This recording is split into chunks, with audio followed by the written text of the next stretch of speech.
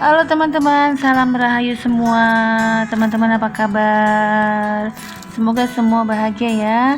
Teman-teman, hari ini saya membuat sambal yang endes surendes maknyus. Nah, hari ini selain mau berbagi bagaimana membuat sambal yang enak dengan bahan yang gak ribet-ribet banget, juga mau berbagi tips bagaimana caranya menyimpan sambal agar tahan lama, gimana cara masaknya supaya awet, kemudian apa aja syarat-syarat supaya tidak mudah basi dan berjamur.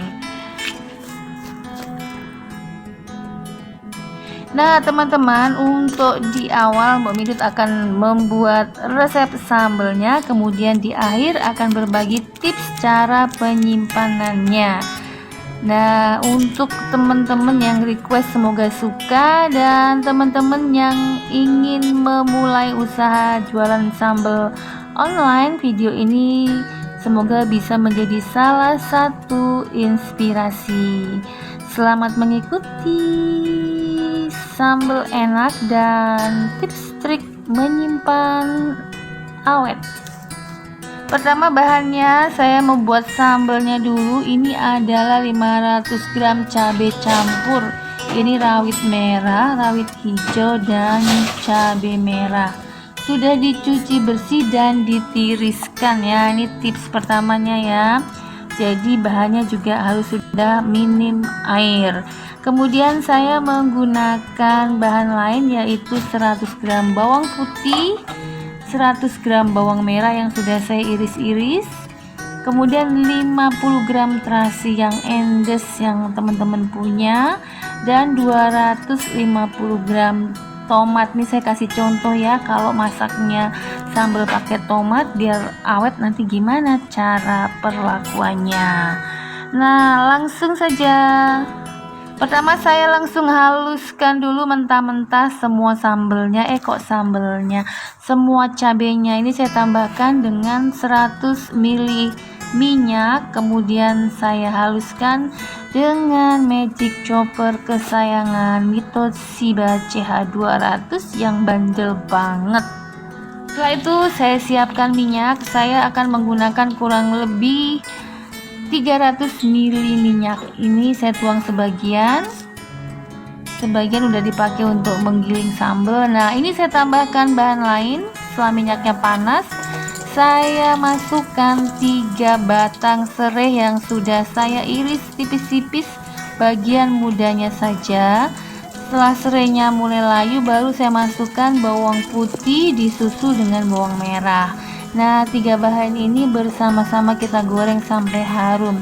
Kenapa saya tambahkan serai? Serai itu selain menambah aroma sambal supaya khas, juga dia punya zat anti jamur. Jadi dengan menambahkan serai nanti supaya sambalnya nggak mudah berjamur. Nah setelah bawang putih, bawang merah, dan serainya harum, baru dimasukkan tomat. Nah tomat ini karena mengandung unsur air, kita masukkan di depan supaya unsur airnya habis, juga asamnya hilang berganti dengan manisnya gitu. Kemudian itu saya masukkan terasinya juga, kita oseng barengan sampai terasinya hancur dan tomatnya itu mengering ya.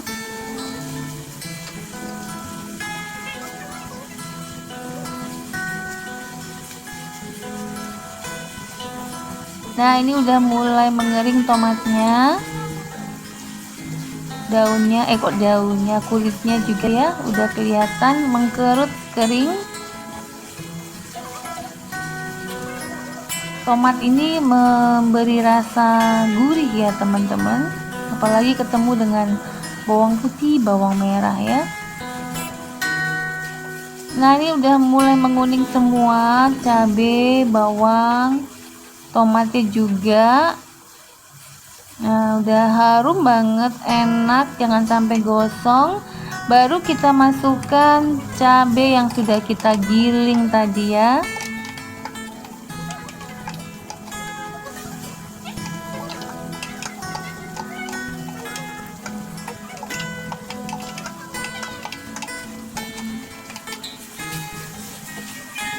Lalu goreng semuanya.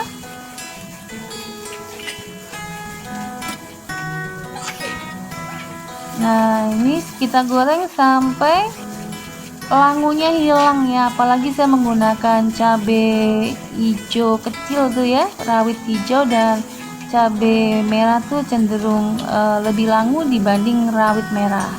Lalu saya tambahkan dengan 3 sendok makan gula pasir. Gula pasir ini selain untuk membuat rasa manis dan gurih, juga dia punya manfaat untuk membantu sambelnya juga nggak tahan basi. Setelah gula, karena terasi sudah mengandung rasa asin, ini saya tambahkan kaldu bubuk 1 sendok makan. Kalau teman-teman nggak suka kaldu bubuk, bisa diganti dengan 1 sendok teh garam saja.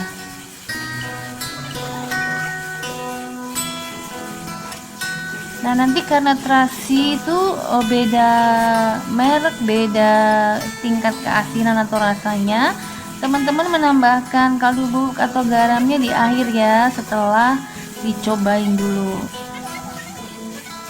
Nah, ini kita aduk terus sampai minyaknya itu rada-rada mencar ya, jadi lebih enteng, unsur airnya itu habis. Kurang lebih membutuhkan waktu 45 menit di api sedang, 30 sampai 45 menit api sedang ya teman-teman.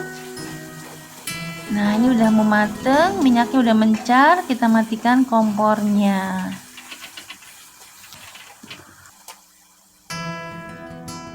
Nah, ini udah didinginkan ya. Jadi tips dan trik pertama, kalau sambelnya sudah mateng, dinginkan, baru dimasukkan ke dalam wadah untuk nanti disimpan.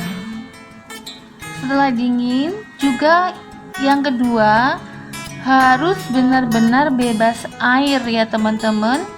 Setelah sambelnya matengnya kan kita usahakan unsur airnya benar-benar habis tuh. Nah, sejak mateng pun tidak boleh terciprat oleh air sedikit pun, baik sambal yang sudah mateng maupun wadah yang akan kita pakai untuk menyimpan, karena air itu akan mengantar jamur ya, pengantar jamur yang paling cepat air, jadi akan membuat basi dan jamuran. Kemudian kita tutup sambelnya di wadah yang kedap udara, jadi jangan disimpan di kulkas dalam kondisi terbuka ya. Selain rasanya akan rusak karena terkontaminasi dengan aroma dalam kulkas, juga itu akan memicu sambelnya menjadi cepat jamuran atau cepat basi. Nah, pertanyaannya, tahan berapa lama? Pertama, untuk sambal yang kita masak dengan waktu yang lumayan lama, 30-45 menit, dan kadar airnya habis, kalau diletakkan di suhu ruang itu akan tahan kurang lebih 2, 3 sampai 4 hari dengan kondisi tertutup ya. Kemudian kalau dipendingin atau di kulkas itu bisa tahan 1 bulanan.